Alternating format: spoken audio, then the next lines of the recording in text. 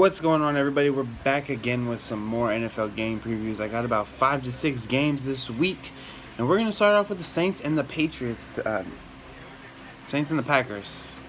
My bad. That was week 2. Now the Saints and the Packers here. The Saints are 3-2 currently, and they hold one of the wild card spots if the season ended today. But luckily, the season does not end today, and it's a full 16-game season. The Packers lost last week against the Minnesota Vikings. They weren't just losers on the scoreboard, as they were also losers in the injury report, as they lost Aaron Rodgers to what appears to be a broken collarbone, and he could miss the remainder of the season. I know a lot of people have said that the hit that Anthony Barr laid on Aaron Rodgers was a dirty hit, but I'm going to go ahead and disagree, as these are 250-pound men going as fast as they can, running as hard as they can, and their job is to hit people. Aaron Rodgers did leave the pocket, so he lost certain rules as he left the pocket, and he turned into a runner. So for the Packers, this is going to be a very interesting run of games for them right here. They are 4-2 right now. If they can manage to get 6 wins over the next 10 games, they have a chance to make the play. I would say make the playoffs. I feel like 10 wins get you into the playoffs right now. There's only a handful of teams that look really good. I know that there's 3 teams in the AFC with winning records above 500, so that's something to look at here. Now, dipping into this game, the Saints put up, I believe, 51 points on Sunday against the Detroit Lions in a game that went over 4 hours. What can you say about this team? They ridded themselves of Adrian Peterson, who we will talk about in our Cardinals-Rams preview. It's turned into the Mark Ingram and Alvin Kamara show. Drew Brees is still Drew Brees. Putting 51 points up is still a lot of points to put up in a game. Regardless, I think they had about 24 in the first quarter or something. That was nuts. But yeah, in that game, obviously they didn't play much defense. I think that they probably sat in a lot of zone later in the game, as the Lions kept scoring as well. I think it was 51-38, I believe. Now for the Packers, they played a very tough Minnesota defense. That Minnesota defense doesn't get the credit that it's deserved with how much with what they've done to other teams over the whole year. They've shut down a lot of good offenses. It sucks that their offense isn't up there, losing Dalvin Cook hurt, not having Stephon Diggs this weekend hurt, as the Packers secondary is below average. But yeah, so looking at this game, looking ahead for this game, I think that some of the key matchups in this game are going to revolve around the Packers. Something to look at here is going to be Brett Hundley versus the Saints defense. Now, the Saints defense has been a lot better than it was last year.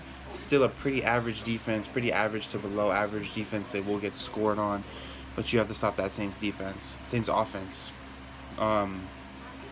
So Brett Hundley, he had a couple of good throws in that game against Minnesota, but I expect the Packers to almost rely heavily on Ty Montgomery and Aaron Jones over the next coming weeks, as Brett Hundley gets comfortable running this first-team offense. I know he's been in Green Bay for 3 seasons, but I just think that, having the repetitions with the first-teamers is totally different than having the repetitions with the second-teamers. Mike McCarthy wants to spread the ball out, spread teams out, run 3, 4, 5 wide receiver sets, and throw the ball. I think with Brett Hundley, you're going to have to minimize that and go to a more traditional offense. I think that Brett Hundley can get the job done, but I don't think that he's quite ready for this type of offense that Mike McCarthy wants to run. The second key matchup here is going to be the Saints wide receivers versus that Packers secondary. I think the Packers secondary is below average. I think players like Mike Thomas, Willie Snead, Kobe Fleener, those guys can eat. I think the Packers can be gashed too, so Kamara and Ingram can both have big games. Drew Brees is one of the most accurate passers. I think he'll find his guys. Brees is excellent at spreading the ball around, getting 7-8 guys touches in this game with different pass attempts. So look for that as a key matchup. I think there's nobody that can travel for the Packers that will travel with the number one receiver. So look for a lot of zone blitzes, zone schemes against Drew Brees, which he will probably pick them apart. I think the Packers are heading down a slippery road here without Aaron Rodgers, so we'll see what happens. The third key matchup here is going to be the Saints pass rush. That includes sending blitzes, their front four.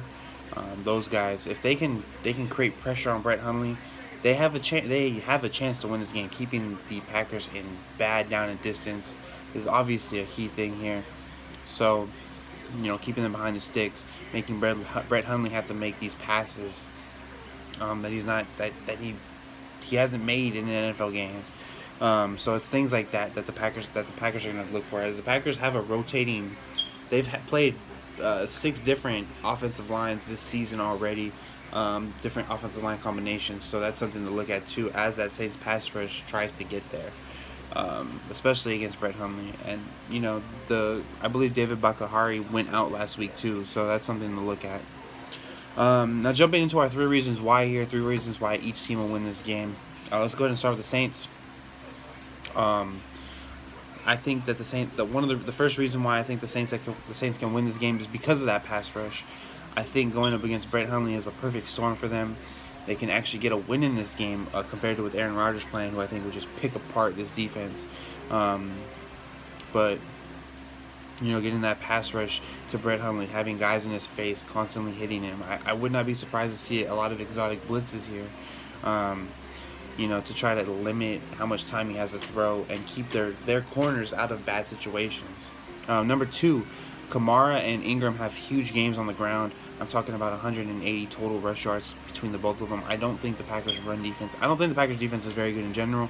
I think that their biggest holes are in the secondary, but they can be ran on. So that's something to look at here, is that run game, using those guys in the backfield. And number 3, Drew Brees just picks apart this Packers secondary. He has to the tune of 280 pass yards, 2 or 3 touchdowns. He finds a way to get his guys involved. Now, 3 reasons why the Packers will win this game.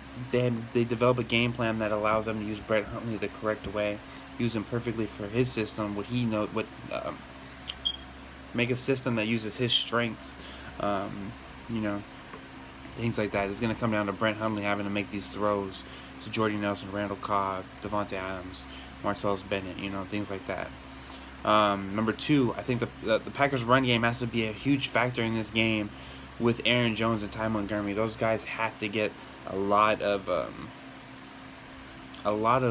touches in this game to be able to keep that Saints defense honest with probably those exotic blitzes that I'm talking about. A run game helps the young quarterback, especially in the play-action game, so look for that. Number 3, the Packers defense shows out. They're able to cause a couple turnovers on Drew Brees.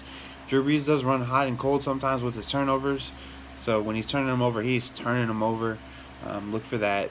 Packers getting a plus in the turnovers would be huge for them to win this game.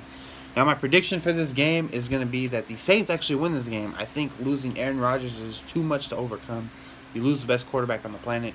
I think the Saints will win this game 31-17. They will improve to 4-2 while dropping the Packers to 4-2. That's going to do it. I am going to drop 2 more videos today. We have another game preview, and we're going to talk about the LCSs in baseball. So make sure to look out for those later today. I'm out. Thanks for watching. Peace.